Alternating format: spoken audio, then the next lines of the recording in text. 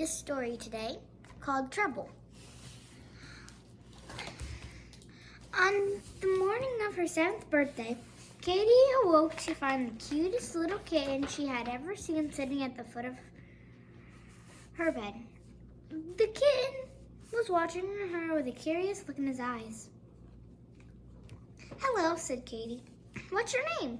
But the kitten just looked at her mischievously. "Happy birthday," said Katie's mother from the doorway. "He doesn't have a name yet.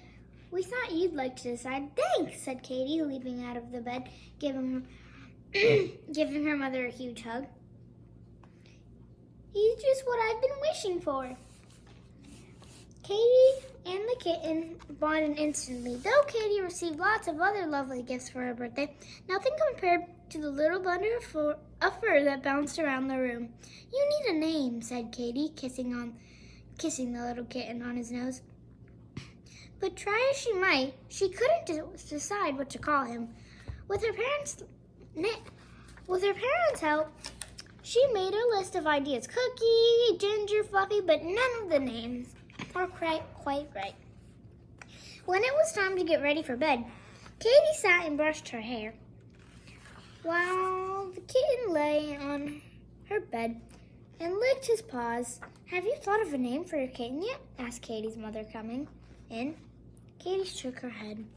"Why don't you think overnight?" suggested Katie's mother. "I'm sure you'll have thought of one by tomorrow. Now it's time for him to come downstairs so you can go to bed." "But he wants to sleep up here with me," Katie protested. "He told me so."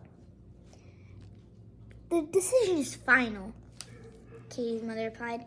"He'll sleep fine downstairs in the hall in his snug new basket," she promised. But nobody got a wink of sleep that night, especially not the kitten. All night long, he meowed, meowed, and meowed, and meowed. In the morning, Katie's parents decided that they would have to move him to the living room. "Perhaps it was too cold for him in the hall," said Katie's mother. "At least if he is in the living room, the noise will be muffled, so he won't keep everyone awake." Katie cuddled the kitten and stroked his fur. "I'm sorry," she whispered in his ear.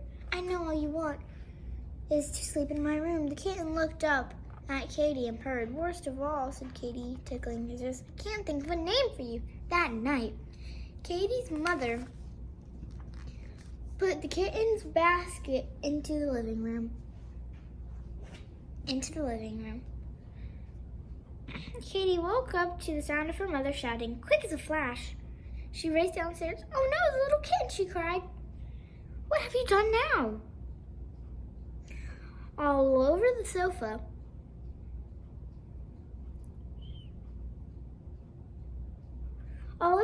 were rips and tears. The little kitten claw marks. It was ruined. "Right," said Katie's father. "From now on, that kitten is sleeping in the kitchen by the back door." "But Dad," cried Katie, "why can't he just sleep in my room? It won't cause any trouble, I promise." But Katie's parents were in no mood to listen, and so the kitten's basket was moved to the kitchen.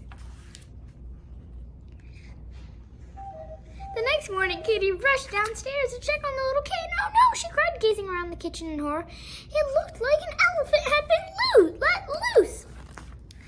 There was food and mess everywhere.